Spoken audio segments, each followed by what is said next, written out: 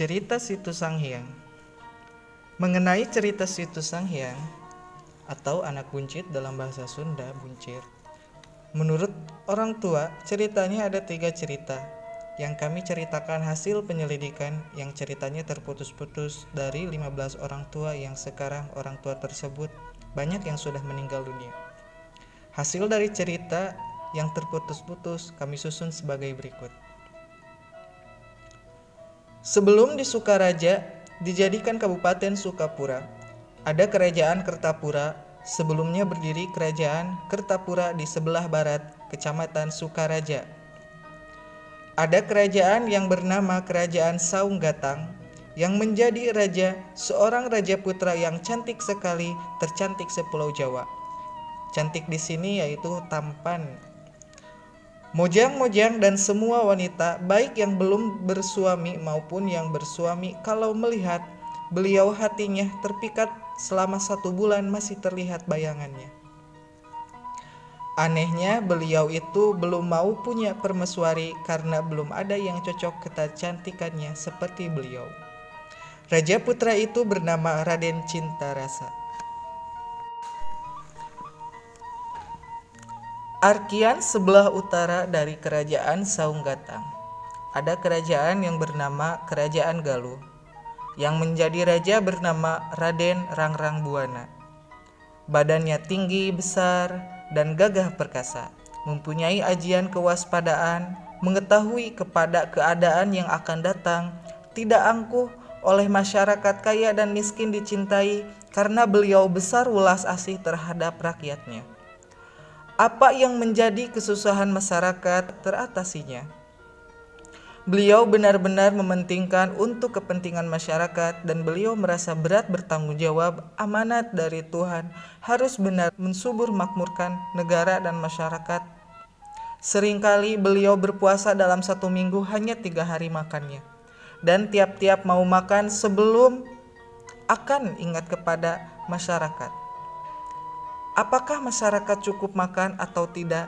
Kadang-kadang sedang makan enak berhenti, ingat kalau ada masyarakat yang kelaparan. Beliau mempunyai permaisuri yang cantik sekali bernama Raden Ayu Cidrawulan, tercantik sepulau Jawa. Siapa yang melihatnya terpikat hatinya. Makanya beliau tidak suka keluar dari keraton. Karena banyak yang terpikat hatinya, malahan kecantikan Raden Ayu Cidrawulan, negara sepulau Jawa sudah mendengarnya. Pada waktu itu Raja Galuh sedang bicara dengan istrinya bahwa 15 hari lagi harus pergi ke Mataram untuk melaksanakan tugas di Keraton Mataram atau dalam Sunda Tugur Tundon selama 40 hari 40 malam. Pada waktu itu seluruh bawahan kerajaan Mataram, raja-rajanya, bupati-bupatinya, dan para umbul, selain tiap tahun bayar upeti, juga harus tugur tundon 1 tahun sekali selama 40 hari. Malahan Raja Saunggatang pun masih di Mataram, yang menggantinya ialah Raja Galuh. Selanjutnya, Raja Galuh amanat kepada permaisuri bahwa menurut perhitungannya beliau dalam ilmu kewaspadaan, pada waktu beliau sedang pergi, permaisuri akan tergoda oleh kesatria yang cantik dan tiada bisa dirubah lagi. Ini sudah pasti, permaisuri akan terpikat oleh kecantikan atau ketampanannya dan ikut dengan satria tersebut. Kakanda titip, kalau nanti akan meninggalkan keraton, jubah atau pakaian yang biasa dipakai pada waktu sembahyang ini bawa, dan jika ada jalan yang ada belokan 2, 3, 4 dan seterusnya, mana yang dituju di jalan simpan sobekan jubah ini agar nanti kalau mencarinya gampang. Ini sudah takdir ilahi, tidak bisa dirubah lagi. Tinggal kita sekarang saling maaf memaafkan dan doa mendoakan semoga ada di dalam keselamatan dunia dan akhirat. Sesudah beliau berangkat, maksudnya akan pergi ke Mataram untuk melaksanakan tugas. Sesudah berjalan tinggal 1/4 lagi ke Keraton Mataram, beliau bertemu dengan Raja Saunggatang. yang baru pulang dari Mataram. Raja Saunggatang menanya kepada Raja Galuh, "Kanda Prabu baru berangkat?" Dijawab oleh Raja Galuh, "Betul adik Prabu. Bagaimana di sana tidak terjadi apa-apa, aman?" "Aman Rakanda. Tidak ada apa-apa," kata Raja Saunggatang. "Terima kasih kalau begitu. Kita saling mendoakan saja agar kita ada di dalam lindungan Tuhan yang Maha Kuasa," kata Raja Galuh. Raja Saunggatang bersalaman dengan Raja Galuh, seterusnya masing-masing kepada yang ditujunya. Dalam perjalanan, Raja Saunggatang dalam hati kecilnya bicara.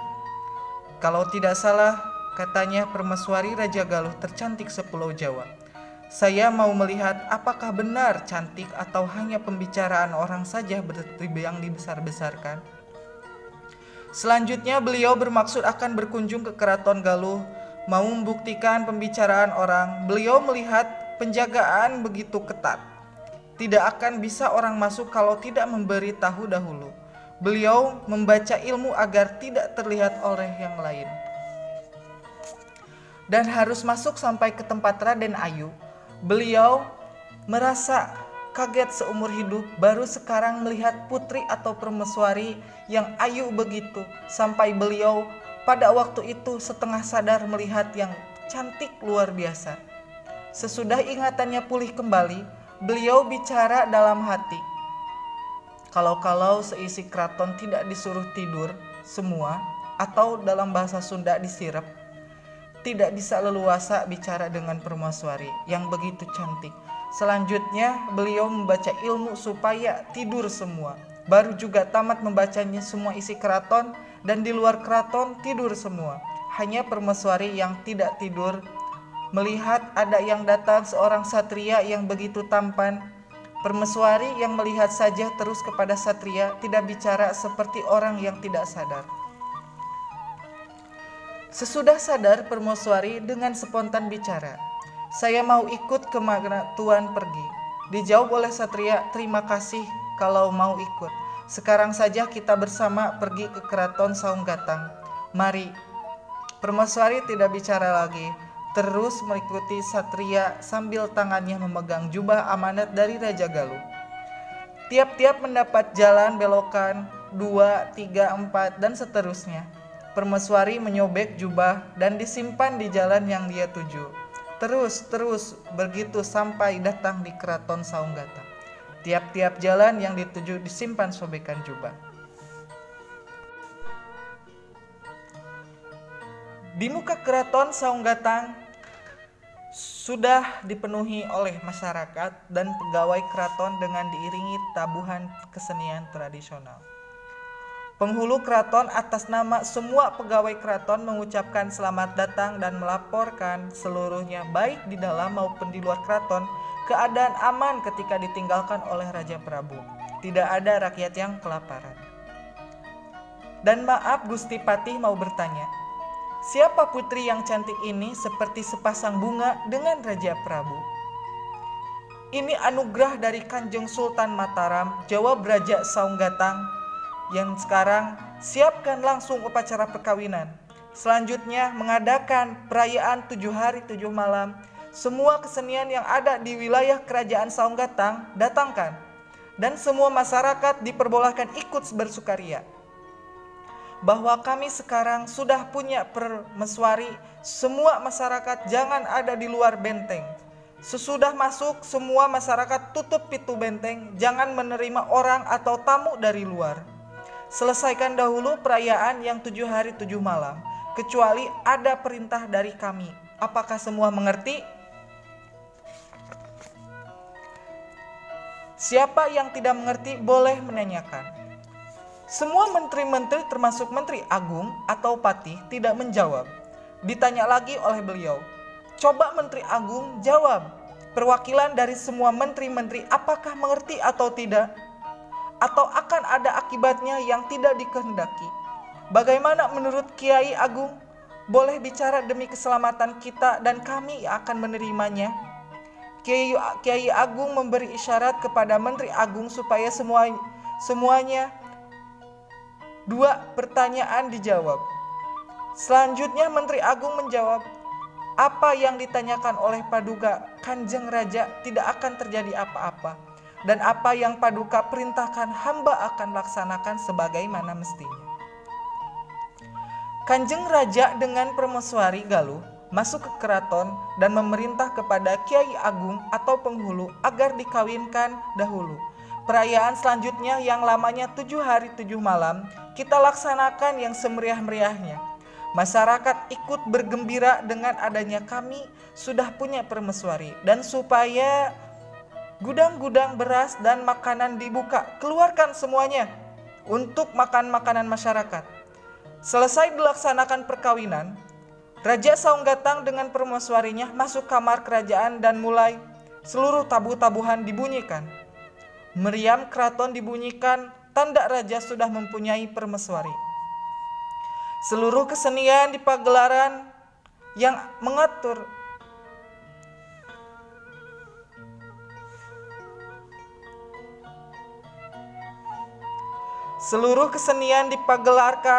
yang mengatur Menteri Keraton bagian kesenian, dan ada yang pakai panggung alam, juga biasa saja pegelaran seperti tukang obat zaman sekarang. Dikelilingi oleh penonton, seluruh kesenian yang dipagelarkan ramai sekali. Seluruh masyarakat merasa gembira dikarenakan di dalam 7 hari 7 malam akan ada minuman yang disediakan oleh pemasak dari keraton. Pada waktu itu, masyarakat yang kaya dan miskin merasakan makanan yang enak yang baru memakannya seumur hidup. Masakan koki keraton yang mengikuti kegembiraan, dan ada yang Kanjeng Raja mempunyai permaisuri. Semua dalam benteng. Seorang pun tidak ada yang ada di luar benteng, hanya seorang nenek-nenek yang tidak mau masuk ke dalam benteng, terus menumbuk padinya pada lesung, tidak tergoda dengan adanya yang bersukaria yang bersuaranya gemuruh sekali.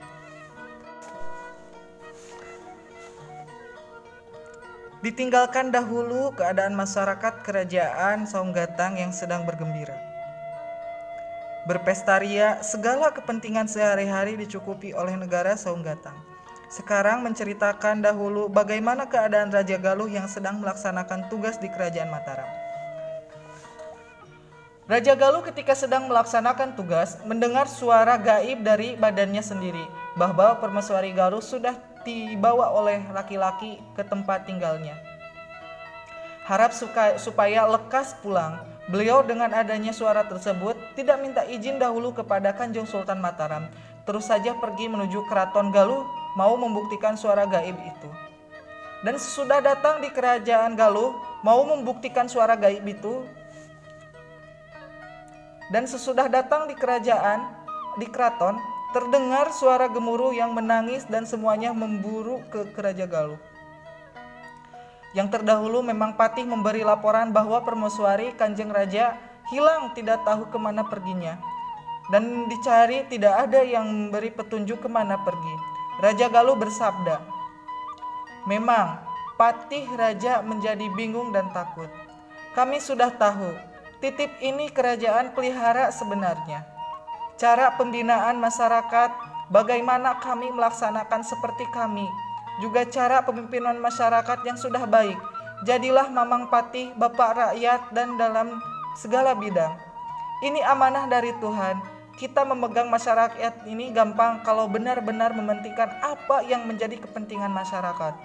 Insya Allah Tuhan meridhoi dan menurut suara gaib yang ada di dalam badan kami, bahwa kami tidak akan kembali lagi ke kerajaan Galuh. Jadi Mamang Patih harus sesungguhnya sebagai Raja Galuh, cara pemerintah seperti kami jadi dan selamat berpisah. Tuhan bersama kita, Allahu Akbar. Selanjutnya beliau pergi, yang semua hadir menangis, semua karena dirasakannya seperti ditinggalkan oleh yang meninggal dunia, tidak akan bertemu kembali. Raja Galuh sesudah jauh dari masyarakat, beliau bersemedi dahulu harus kemana menyusul, kalau sudah datang ke tempat yang disusul harus bagaimana. Dan tidak lama kemudian ada suara gaib yang harus menuju ke sebelah selatan. Nanti ada yang memberi tanda-tanda di perjalanan. Sekarang lekaslah pergi. Apa yang disampaikan oleh suara gaib memang sebenarnya. Beliau menuju ke selatan, tiap-tiap ada belokan yang jalan disinggahinya. Kemana jalan yang benar, tetapi kebingungan itu tidak lama dikarenakan melihat sobekan jubah beliau. Dengan tidak ragu-ragu lagi, beliau terus memakai jalan yang ada pakai tanda. Dan beliau merasa gembira kepatuhan permaisuri. Biarpun tergoda, tetapi permaisuri ditaati. Beliau sambil berjalan mengeluarkan air mata, dan biar di dalam hatinya ini hanya kehendak Tuhan, harus begini jadinya. Tidak bisa dirubah lagi oleh manusia. Manusia wajib ikhtiar, tidak bisa menentukan, makanya baik kembalikanlah kepada Tuhan.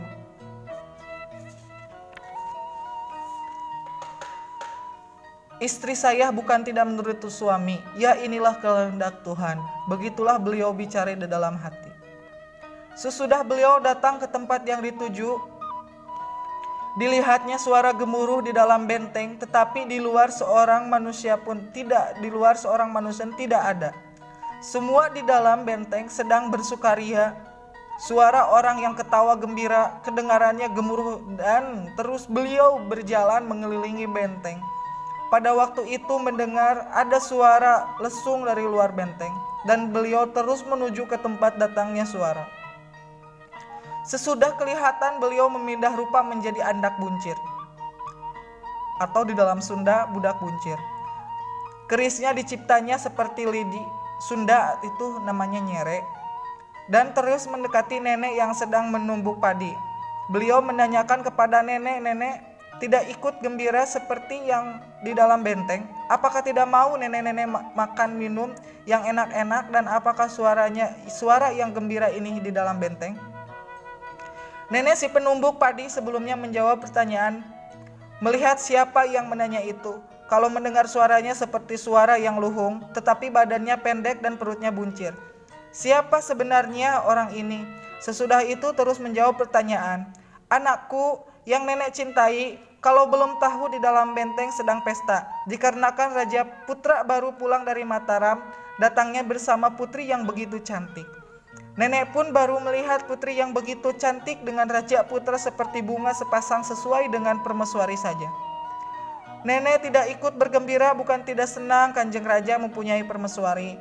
Tetapi kalau nenek terlalu lama di dalam benteng, dan menurut pengumuman kalau yang ada di dalam benteng jangan keluar dari benteng sebelum keramaian selesai. Kebetulan ini hari yang terakhir.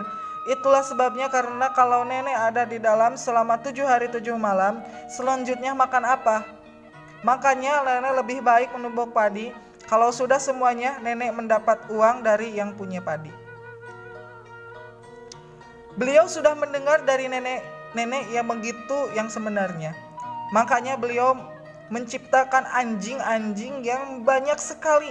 Beribu-ribu anjing datang dari tempat sudut, yang semua anjing diadakan sampai suara gemuruh di dalam benteng itu kalah oleh suara anjing berkelahi karena banyaknya. Saking marahnya, Kiai Agung keluar bersama bawahannya, tidak ingat kepada amanat dari Raja Saunggatang, dan terus menuju kepada datangnya suara anjing, dan kelihatan anjing berkelahi itu sengaja diadukan oleh seorang yang perutnya buncir. Kiai Agung menegur bermata merah, saya kira yang bermain anjing itu anak-anak, tetapi buktinya orang tua. Apakah kamu tidak tahu bahwa Kanjeng Raja sekarang sudah punya permaisuri yang berpuluh-puluh tahun beliau tidak mau punya istri karena tidak ada pasangan yang cantik sekali? Tetapi sekarang beliau mau dan membawa sendiri calonnya. Makanya itu semua masyarakat ikut bergembira dengan adanya perkawinan beliau. Raja Galuh sesudah mendengar perkataan Kiai Agung, beliau memperlihatkan lidinya dan dimasukkan ke dalam tanah seperlimanya. Yang 4/5-nya keluar. Beliau berbicara, coba kalau kamu benar-benar tuan-tuan seorang yang berilmu dan sebagai orang tua yang baik budi, coba ambil lidi, dalam Sunda nyere. Kalau terambil, saya bersedia jadi budak tuan-tuan sampai mati. Mendengar perkataan begitu, di antara bawahan Kiai Agung minta izin untuk mencabutnya. Sesudah diberi izin dengan cara begitu, lidi itu dicabut tetapi tidak bisa keluar pakai 2 tangan, dan pakai tenaga yang benar-benar tetapi tetap tidak tercabut. Coba tambah lagi, biar semua bersama-sama mencabutnya, tetapi tetap lidi itu tidak tercabut. Anehnya lidi itu ditambah orang terus-menerus tambah panjang sampai beratus-ratus yang mencabut itu tetapi tidak tercabut. Hanya tanah yang dipakai berdiri orang-orang seperti di atas lumpur saja. Makin lama bekas orang-orang itu mungkin ke bawah dan orang-orang berteriak di dalam lubang yang besarnya 5 meter persegi. Minta tolong agar dapat keluar dari lubang. Karena orang-orang itu menjadi satu seperti orang-orang yang kena getah nangka. Menjadi satu tidak bisa terpisah dan serba bingung dan takut dikarenakan antara kulit dengan kulit menjadi satu dan terus berteriak minta tolong kepada Kiai Agung agar bisa keluar dari lubang karena merasa sakitnya. Kalau menggerakkan badan dikarenakan semua yang ada di lubang itu menjadi satu, bergerak satu sakit semua. Mereka berteriak-teriak sambil menangis minta tolong. Kiai Agung membaca jampi terus mendekati dan kepada yang celaka, selanjutnya memberikan tangan untuk menyelamatkan yang kena kecelakaan yang tidak dapat dimengerti kenapa sampai begini. Orang-orang banyak yang mau keluar dari lubang memegang tangan Kiai Agung. Akhirnya bukan bisa menolong tetapi beliau sendiri jatuh ke lubang dan tidak berdaya apa-apa. Sesudah kelihatan tidak berdaya, semua anak buncit, dalam Sunda buncir, mencabut lidinya dan dengan gampang saja lidi tersebut dicabut dari bekas mencabut, keluarlah air sebanyak-banyaknya dan dari lubang keluarlah air banyak sekali sampai yang di dalam lubang semuanya tenggelam. Tetapi anehnya yang ada di dalam lubang semua jadi ikan. Dan lama-kelamaan air makin banyak sampai keraton Saung Gatang tidak kelihatan terendam oleh air masyarakat, semuanya menjelma jadi ikan. Manusia yang sedang makan dan belum habis jadi ikan sebelah. Sekarang masih ada di situ Sangyang, sering yang diambil oleh masyarakat kalau mengambil ikan dari danau atau memancing. Banyak orang Sukaraja yang cadu atau tidak mau makan ikan dari situ Sangyang. Pada waktu itu sudah semua menjadi ikan termasuk permaisuri yang masih hidup ialah Raja Saung Gatang. Beliau melihat ke sekitar keraton Saung Gatang merasakan menyesal dan melakukan yang salah itu ialah mengambil istri hak orang lain. Akhirnya mencelakakan orang lain, beribu-ribu manusia celaka menjadi ikan semua. Karena saya yang menjadi rajanya terlalu mementingkan diri sendiri, saya bersumpah kepada yang akan berkunjung ke danau sungai, jangan mengadakan kegaduhan yang sifatnya mengganggu keamanan umum. Lebih-lebih main-main dengan baik istri sendiri, lebih-lebih istri yang lain seperti saya.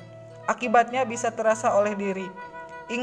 Ingatlah kelakuan saya yang keliru, jangan ditiru.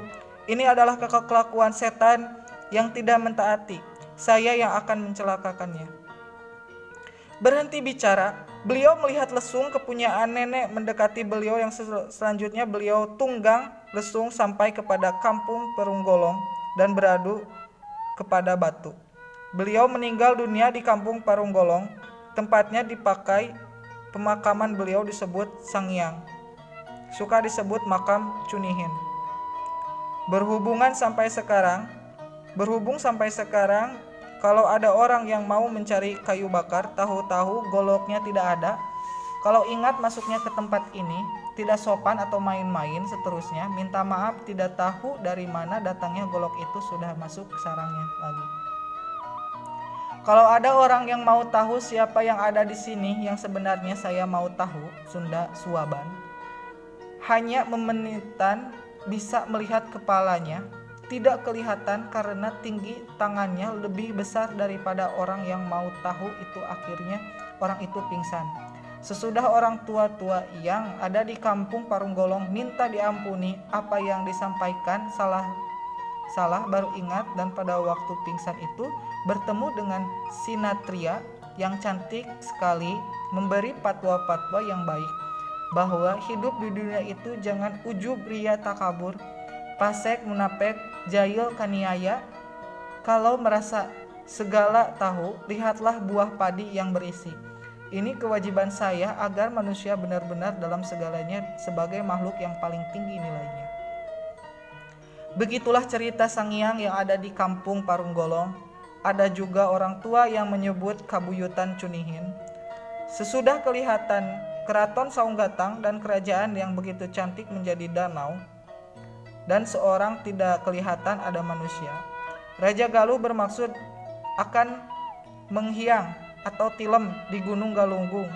Sebelumnya pergi beliau bersabda, rasakan oleh masyarakat sekitar keraton Saunggatang yang tidak kena bencana, berhubungan membiarkan kepada tindakan raja yang tidak sesuai dengan agama, kami akan menghukum dengan kesakitan panas dan dingin.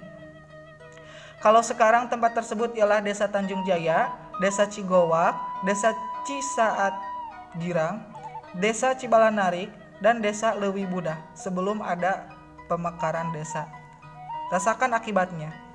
Kemudian beliau menghiang ke Gunung Agung, sekarang Gunung Galunggung, dan danau tersebut sampai sekarang disebut Situ Sangiang, artinya yang menciptakan danau menghiang di Gunung Agung.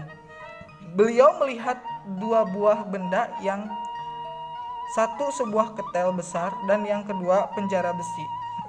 Kedua benda tersebut beliau ditendang, yang satu jatuh di daerah Kabupaten Garut disebut sekarang Kampung Kandang Wesi, dan yang satu lagi jatuh di daerah Kabupaten Ciamis yang disebut sekarang Kampung Kawali. Beliau sesudah istirahat berteduh di bawah pohon beringin yang ada di puncak Gunung Agung, selanjutnya bersemedi dan badannya makin lama makin kecil, akhirnya hilang. Sunda tilem. Menurut cerita daripada orang tua di Desa Cibalanarik yang usianya 104 tahun sekarang sudah meninggal dunia, bahwa yang benar-benar sesudah Raja Galuh ke Galunggung, semua masyarakat dari 5 desa semuanya sakit panas dan dingin. Kalau di dalam Sunda panas tiris, seperti kena penyakit malaria. Panasnya rasanya seperti dibakar, dinginnya sampai ke tulang-tulang. Tiap hari terus-terus banyak yang meninggal dunia, diobati dengan cara bagaimana tetap kesakitan. Itu tidak baiknya.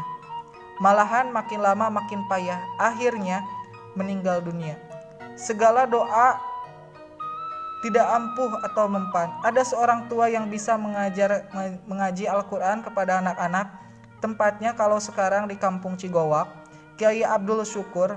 Orang tua tersebut terus-terusan berusaha, dan selain bersembahyang fardu tiap malam, sembahyang sunat, dan tidak ada hentinya. Tiap malam tidurnya hanya 1 jam. Terus memuji ke Allah Subhanahu wa Ta'ala agar kesakitan yang menimpa masyarakat dari 5 desa diberi jalan, syarat, obat, apa yang bisa menyembuhkan. Malahan cara begini diikuti oleh kiai-kiai dari 5 desa. Rupanya doa dari kiai-kiai dari 5 desa ini diterima oleh Allah Subhanahu wa Ta'ala.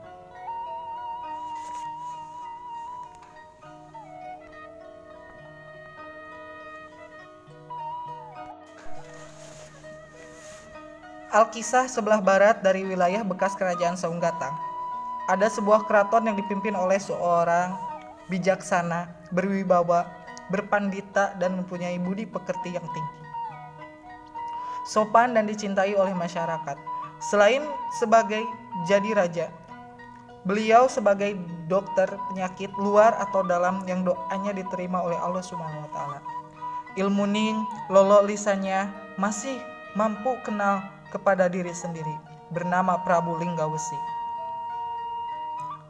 Bila sedang mendidik putranya dalam ilmu kesempurnaan di dunia dan di akhirat, kemudian beliau bersabda, anakku yang tercinta, tadi malam Bapak mendengar suara gaib bahwa anakku harus pergi ke bekas keraton Saunggatang yang sekarang jadi danau.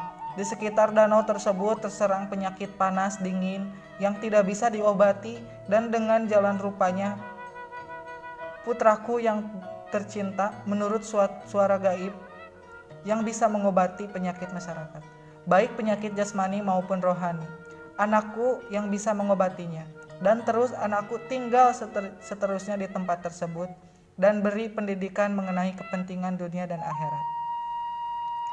Tempat bekas kerajaan Saunggatang di sekitarnya harus diobati. Jangan sekali-kali menjalankan yang luar dari agama. Akibatnya tidak akan lama terasa kecelakaannya pun kepada para pendatang, baik yang beragama Islam maupun tidak. Kalau datang ke kampung tersebut, kelakuan harus baik sesuai dengan agama dan dijadikan tempat tersebut panayogaan, tanda-tanda. Kalau dunia atau pemerintah akan roboh atau pemimpin negara akan meninggal dunia, tabuhlah gong gaib dari keraton Saunggatang dan jadilah pemimpin yang bijaksana, arif dicintai masyarakat. Bapak doakan siang dan malam semoga ada di dalam perlindungan Tuhan Yang Maha Esa. Selesai menyampaikan amanat bermutiara, putranya Raden Prabu Linggawestu dan sopan mengaras telapak kaki Ramanda dan menyembah mohon doa restunya. Terus pergi meninggalkan Ramanda menuju bekas kerajaan Saunggatang. Dengan kekuatan gaib hanya 1 hari yang 5 desa itu masyarakatnya sudah dikunjungi. Bagaimana keadaan masyarakat itu dengan kekuatan gaib seluruh masyarakat sembuh, tidak ada bekas, dan dari 5 desa semuanya belajar ilmu kepada Raden Prabu Linggawestu sampai beliau beristri kepada wanoja kampung tersebut, sekarang kampung Cibalanari, sampai mempunyai putra ksatria cantrik yang dan gagah Raden Susuk Tunggal. Kiai Prabu Lingawesi ditinggalkan putranya. Ingat saja terus menyusul ke bekas keraton Saunggatang. Putranya sudah beristri dan berputra. Beliau bermaksud akan terus tinggal di kampung tersebut sampai meninggal dunia atau ngahiang di kampung Pangadagan, desa Cibalnarik sekarang.